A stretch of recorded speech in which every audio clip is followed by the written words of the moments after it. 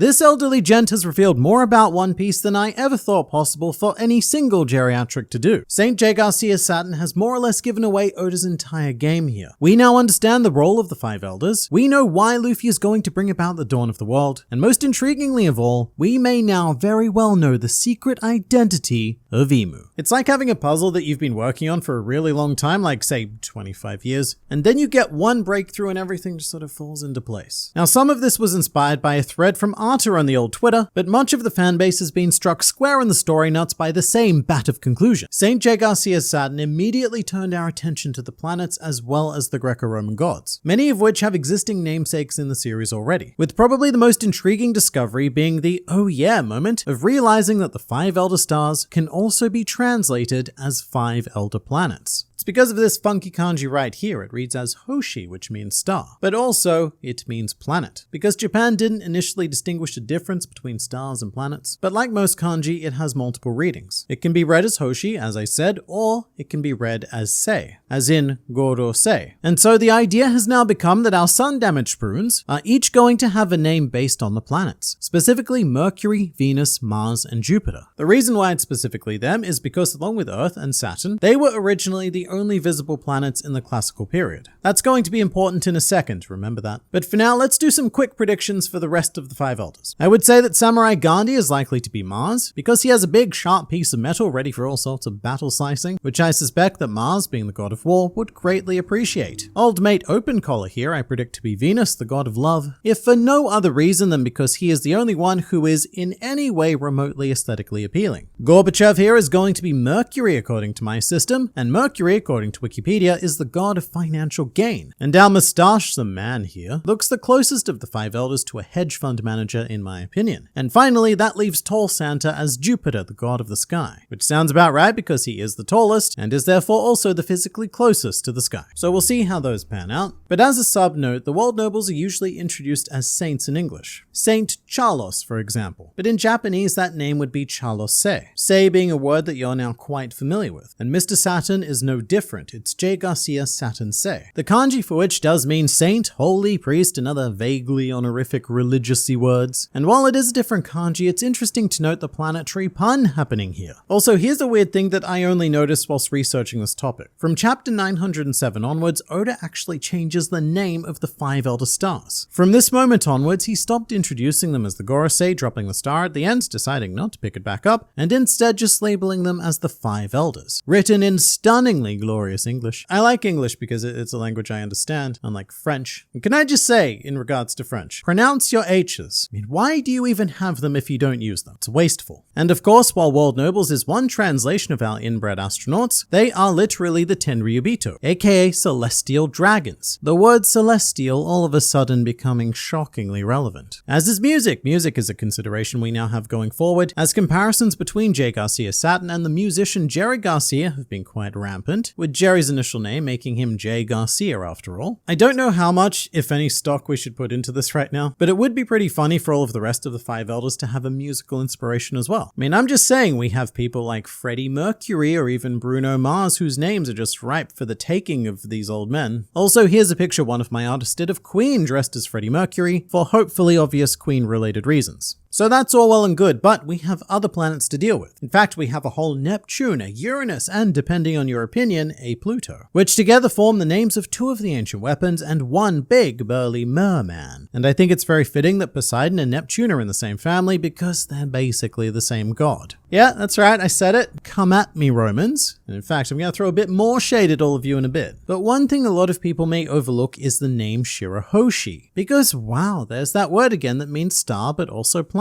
So even though Poseidon is a Neptune, the fact that they are the same god and that Shirahoshi has the planet designation means that she still has a place in our One Piece solar system. And then you take into account that Luffy represents the sun god Nika, and the sun, I think we all know what that does. It makes things very bright and very hot, especially right right now in Australia. But with Shirahoshi and Luffy included, all of a sudden we have an entire solar system covered purely through One Piece characters and objects. Well, almost. We still have that Earth to deal with. And speaking of, where does that sinister silhouette-y emu fit into all of this? Ever since the introduction of this particular silhouette, an idea has been floated that, up until now, nobody has really taken too seriously. And I use the word floated on purpose, by the way, because emu is a levidrome, and backwards it spells umi, which to us Western swine is completely meaningless, but in Japanese, umi means sea, thus implying that emu could be the representation of the legendary sea god that we've heard ever so much about, but always dismissed as a bit of a series fabrication, sort of like how most people in-world dismiss Sky Island, the One Piece, or Chopper as a proper straw hat, which would also make emu synonymous with Earth, and that currently makes a ton of sense because he's the one currently in charge of the aforementioned planet. But as mind-blowing as that is, I should point out that it's not quite that simple. Japanese doesn't work in the same way that English does, because if it did, then we wouldn't call it Japanese. We'd call it English, but like over there. And the actual way you would reverse the word emu is by taking the characters of e and mu, which backwards would read mui, which is quite funny because its meaning forms part of the word meaningless. Literally one of the only words you cannot read deeper meaning into. That doesn't mean that emu isn't a reference to the sea. I just thought I'd put that out there because English speakers tend to theorize based on English, which is the language that One Piece isn't written in. But now I think it's time that we annoyed some more Romans. I've mentioned this in another video, but it looks like what Oda is setting up here is a theme of the Great Kingdom taking after ancient Greece, whilst the current world government is taking after ancient Rome. Which is fun because Greek mythology started about 700 years before Roman mythology, also known as Greek mythology 2.0, which give or take a couple of hundred years is roughly the same time period between the Void Century and modern day. As an example, Mr. Saturn's name comes from the Roman god Saturn, which is why we have a whole day called Saturday or Saturn's Day, and from now on each and every Saturday, I want you all to think of this old man, because it's his day and he deserves it. Then on Sunday, you can go back to thinking about Luffy. But our ancient weapons, Pluton, Poseidon, and Uranus, are each named after a Greek god. Pause! Just before you all go to actually me in the comments, because I know that's what some of you desperately want to do. I know that many of you think that Pluto and Uranus are Roman gods, and I don't blame you for thinking that. But let's just take a little quick look at Pluto's opening line on Wikipedia. In ancient Greek religion and mythology, Pluto, Greek, was the ruler of the Greek underworld. Seems pretty Greek to me. But you know, how about Uranus? In Greek mythology, it's literally the second word. Anyway, you get the point. Basically, as it turns out, the Romans stole a lot more from the Greeks than you may have thought. And I have to take the time to point that out because if I don't, then I will get flooded with hundreds of actuallys. But here's what we have here. A situation where 3 ancient weapons named after Greek gods are being pit directly against 5 powers, each potentially taking the name of a Roman god. It's also interesting to note that 2 of the 3 ancient weapons are in the positions of their gods, Pluton being hidden under Wano, very appropriate since Pluto is the god of the underworld, and then Poseidon is a big regal fish in an ocean. And this godliness does extend all the way back to the Void Century days, because as we know, the world noble family names have existed for at least 900 years, including Saturn. And in fact, with this knowledge, we now know who 4 of the 20 founding families were. The Nefertari family, a name taken directly from Egyptian royalty. We also have the expansive Don Quixote family, taken from the novel Don Quixote, which appropriately enough is all about a man who pretends to be of higher nobility than he actually is. Meanwhile, Film Red introduced us to the concept of the Figerland family, where it is heavily implied that Shanks is a descendant of this clan, and that the Figerland family have always been a bit of a clog in the toilet of the world nobles. And now we have the newest family, the Saturn clan. These are the only 4 world noble family names we currently know, despite having a whole disappointing banquet's worth of other nobles, like Charlos, Roswad, and Sharia, but we have yet to discover their last names. They could be Don Quixote, Saturns, or even Figerlands. I mean, just imagine that revelation. Saint Charles Figerland, younger brother of Shanks. Or perhaps Shanks is his uncle or something. The only thing they probably can't be are Nefertaris because they didn't go to live at Marijois, because they've always been much more level-headed royalty, whereas the world nobles have always been much more misshapen-headed royalty. I mean, the Nefertari family is so well known for their chill that even Brooke in chapter 1060 said, yeah, those guys, they're pretty cool. Never heard of anyone having a problem with them, they're Nefertaris. But then we also have a whole 16 unknown family names left to discover, so Charlos could be one of those. There's also a bit of a wacky theory floating around that I thought would be fun to touch on, which is inspired by the idea that Vegapunk currently has 6 satellites of his own person, which was achieved using technology inferior to what existed 900 years ago. And I think some of you might know where we're going with this, but just to lay some more groundwork, remember that word, sei? It doesn't just refer to planets and stars. In fact, you'll find sei in almost every Japanese word for something that floats around in space, such as the word satellite, eisei, with the idea being that the Gorosei are neither elder stars nor elder planets, but potentially even elder satellites, with each of them encompassing an aspect of Imu's personality, which is interesting because it's one less than the aspects of Vegapunk's personality, and if I had to guess which one Imu doesn't possess, then I would say it's probably the good. This is getting into dangerous territory though. Egghead Island has, for better or worse, changed One Piece forever, because from now until the end of the series, theorists are going to be endlessly pushing the idea that some character is a clone, a robot, maybe both. I've heard ideas already that Tashigi is a clone, and that Koshiro got in contact with Vegapunk through Dragon, who did seek his assistance when he stopped by at Shimotsuki Village, and so after Kuina died, Koshiro wanted to make a clone of his daughter, who could live out all of her sword-based dreams. And you know, I've even heard ideas that Zoro was a clone, again through the Dragon Koshiro connection, and the idea is that Ryuma's corpse was unearthed by Moria, and in a manner best described as somehow, the corpse or part of the corpse made its way to Vegapunk, who then promptly cloned Ryuma, and that is why we have a Zoro. Now, having recently made a clone video myself, I know that this might sound a bit hypocritical, but I think that we just need to cool it with all the clone theories, especially considering that we have so much of actual substance to talk about, like this old man leaving his home for the first time to pick up a bunch of children that he's never met, which sounds a bit sus when you think about it, and yet it is still one of the most exciting events to have ever occurred in the series.